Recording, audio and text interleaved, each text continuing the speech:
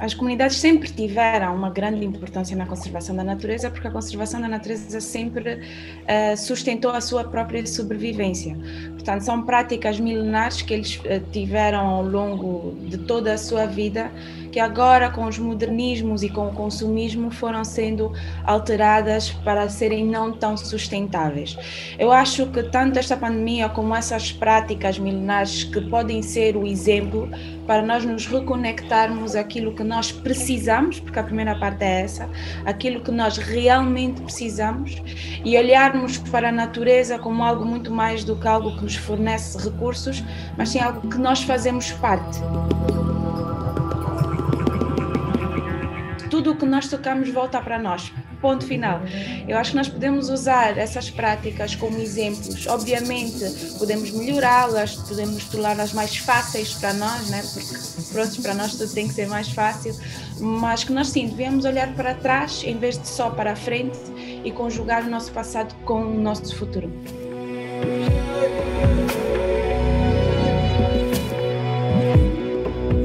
Uma das coisas que as comunidades rurais em África têm muito noção é que eles pertencem, eles fazem parte do sistema. Tudo que eles fazem no sistema afeta-os diretamente, não é só indiretamente. Portanto, vai para além de uma questão de sobrevivência, vai para uma questão de consciência. Termos consciência de quem somos e como nós pertencemos a esse sistema que tanto impactamos.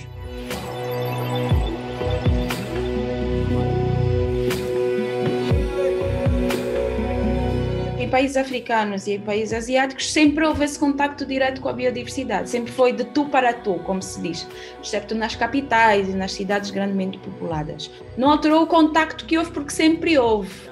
O que alterou é, na sua globalidade, a interação que se tem em termos de equilíbrio. Uma coisa é comer 1, 2, 3, outra coisa é comer 20, 50, 100. Isso cria um desequilíbrio que obviamente afeta-nos a nós também. Isso para não falar também de aspectos evolutivos. Existem muitos estudos que ligam esta pandemia, sim, à interação atual que se tem com a biodiversidade num contexto global, mas não existe ainda um estudo, pelo menos do meu conhecimento, que retrate especificamente de onde é que vem, por que é que veio e em que condições é que veio. São tudo, na verdade, teorias e hipóteses. Não existe nenhuma lei, nenhuma regra.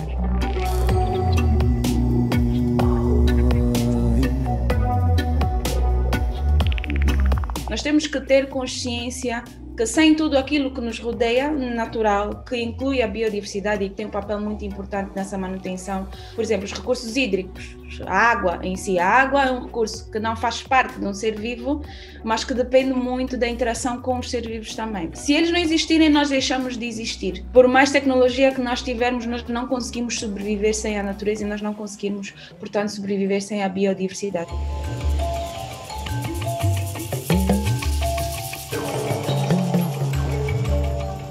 Nós temos que repensar os modelos econômicos. A pandemia já vem demonstrando isso desde o seu primeiro dia. Praticamente todos os modelos econômicos à volta do mundo colapsaram, com algumas exceções que aproveitaram as deficiências mundiais. E se nós não repensarmos o nosso posicionamento com tudo aquilo que diz respeito à natureza, que é o que nos providencia a vida, de uma forma filosófica, de uma forma biológica, nós não vamos sobreviver como espécie.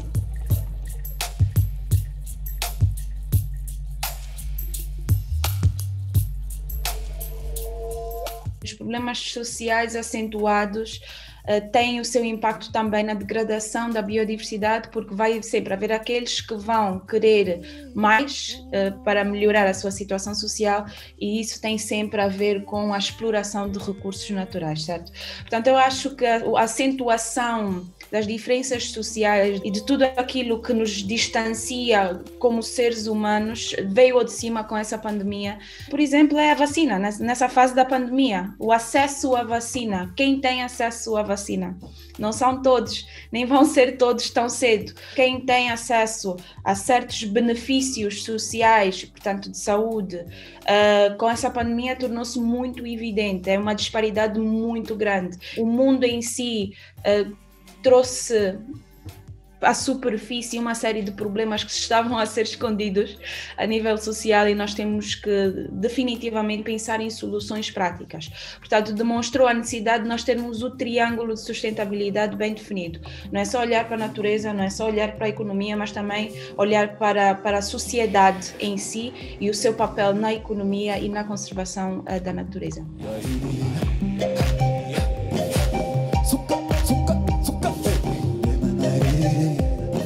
Uma das coisas boas que essa pandemia está a trazer, uma das pouquíssimas coisas boas, é repensar tudo aquilo que é a economia. O que é a economia? Portanto, os modelos econômicos obrigatoriamente começam a ter de ter em conta a conservação da natureza. E os modelos econômicos não sobrevivem sem as condições sociais associadas. Volta a ser a pirâmide da sustentabilidade.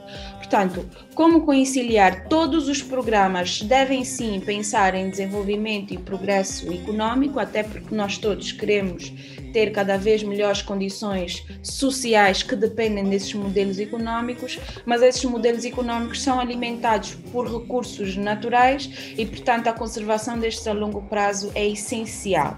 Não existe um one size fits all, não existe.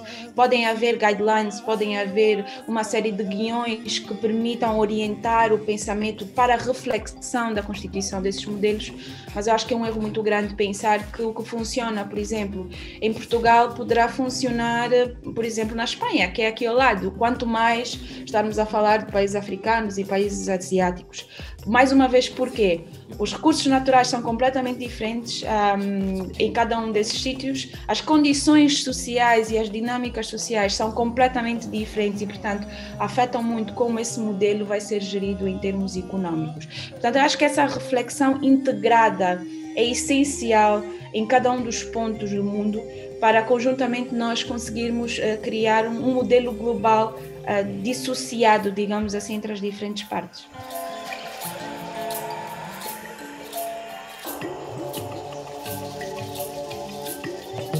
Nós temos que ter consciência dos impactos que estamos a causar e, portanto, faz-nos repensar potenciais alternativas para este ou aquele ato que nós fazemos.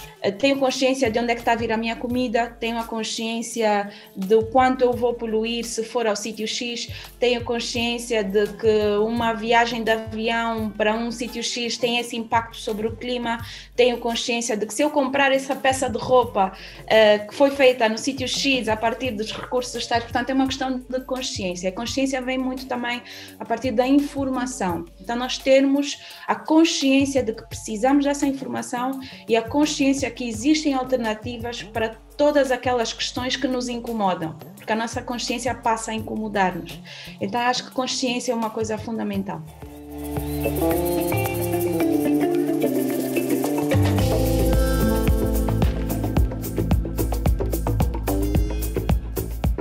Todo o contacto que o homem sempre teve com a natureza está relacionado às dinâmicas sociais e, portanto, à sua cultura e tradição.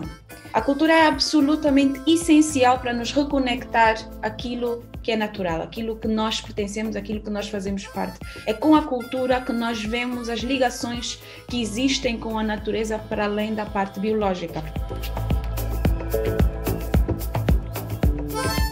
E eu já estive em alguns festivais, principalmente na Europa, e o conceito de sustentabilidade afeta muito a consciência das pessoas que lá estão. Trazerem esses conceitos de sustentabilidade e demonstrarem que, olhem, não é assim tão difícil, é possível para todos, uma mudança aqui, é possível para todos. Eu acho que é uma consciência coletiva que se forma em torno dessas pequeninas mudanças. Eu acho que isso é uma coisa muito bonita, ter acesso a essa informação e ter acesso à possibilidade de experimentar essa informação para além da palavra alheia. Eu acho que é uma coisa muito bonita.